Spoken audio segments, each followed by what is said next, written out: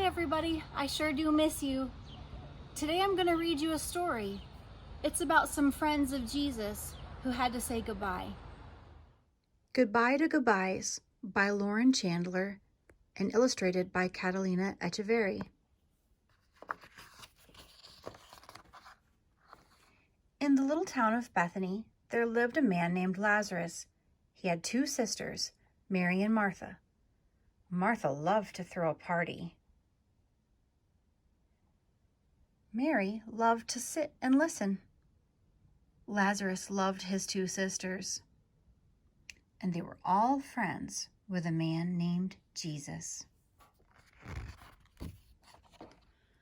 But one day, Lazarus got sick. He went to bed sick, and he woke up sick. Martha and Mary looked after him, but Lazarus got worse and worse.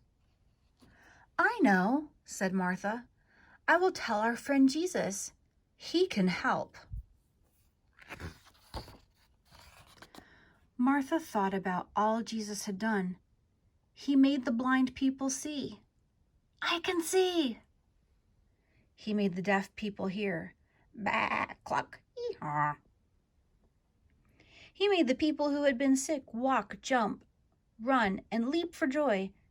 He could make Lazarus well.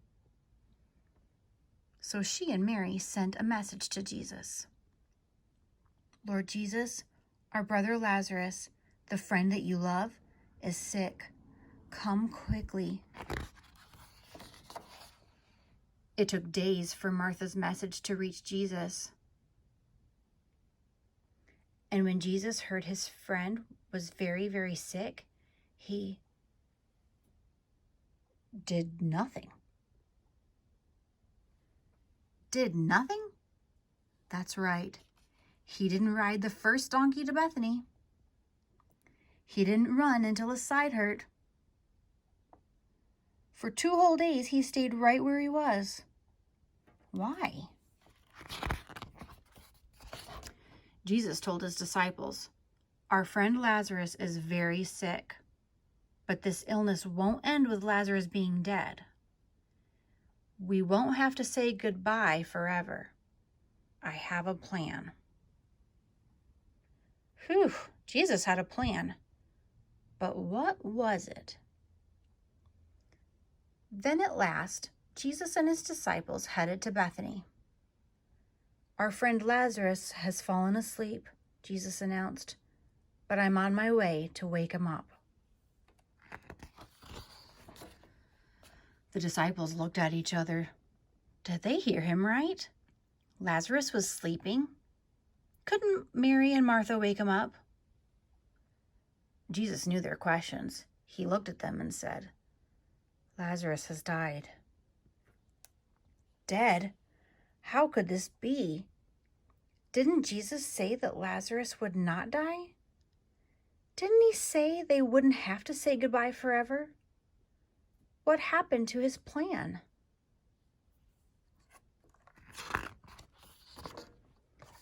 Every step to Bethany felt heavier and heavier. Their hearts sank deeper and deeper. They were sad. Their friend had died.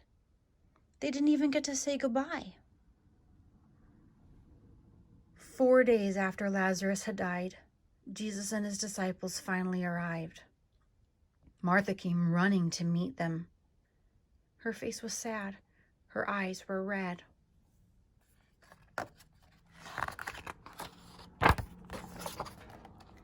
"Lord," she gasped, "if only you had been there, Lazarus would not have died. But I know nothing is impossible with you. Even after someone's died and we've said our forever goodbyes." "You're right, Martha," Jesus said. "There is a day coming when we will say goodbye to saying goodbyes forever. Do you believe that?" Martha nodded, yes. "I believe you, Jesus. I know you are the Son of God, and I know you always do what you promise. You will end all our goodbyes forever." Martha went and fetched Mary. Mary was sad. The brother she loved was gone. She would never hug him again. She would never eat with him again. She would never see his face again. Jesus saw her tears, and then it happened. His heart broke. He knew what he was about to do. He knew Lazarus's goodbye wasn't forever. But his heart broke for his friends. When they reached Lazarus's tomb, Jesus cried too. They cried and cried and cried because they had to say a forever goodbye. But then Jesus stopped crying and said, "Take away the stone."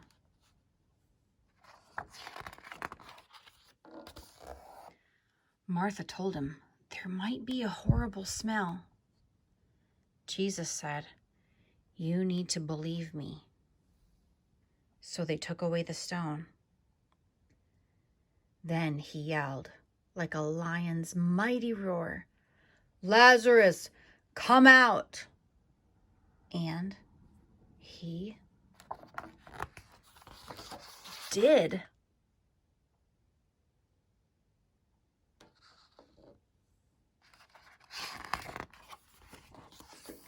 Jesus kept his word. Lazarus being sick didn't end with him being dead. It ended with him being alive even after he died, after they'd had to say goodbye. Mary, Martha, Lazarus, and Jesus were together again. Martha threw a party. Mary laughed and listened. Lazarus was glad to be alive. But then the time came for Jesus to say goodbye. He hugged the friends that he loved and said, "Goodbye for now, but not forever." Jesus had to go to Jerusalem, where he would be the one to say goodbye and die, and then, like Lazarus, walk out of a tomb alive. And after that, Jesus said goodbye again, because he was going back to heaven. It was sad for Jesus' friends to say goodbye, but they would see him again, in the land that lay after their dying, in the land where there are no more goodbyes. Not ever.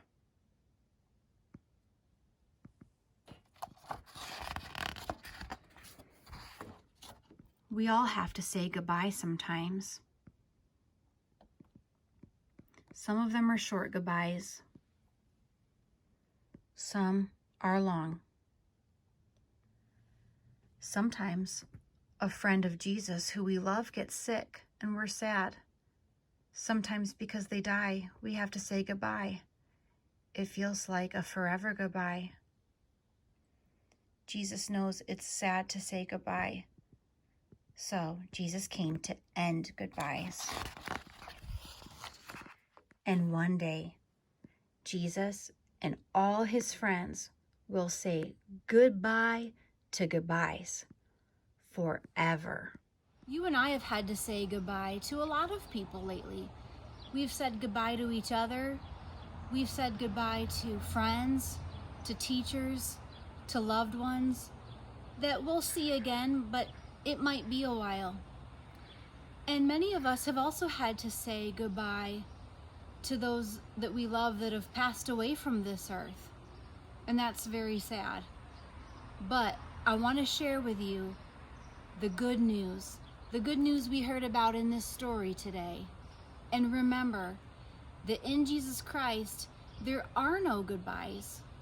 We may be separated for a while now, but we will see each other again in heaven, and it will be glorious. Today I have a challenge for you. I want you to say goodbye to goodbyes by saying hello to someone you haven't talked to in a while. I want you to call someone or send a text or write a note or make a card to someone that you miss and say hello to them. We have so much to be thankful for. We can thank Jesus that we'll see each other again soon. because of what he did. Because when he died on the cross, we could say goodbye to death. So challenge yourself today and say hello to someone that you love and that you miss. And for now, goodbye, but not forever.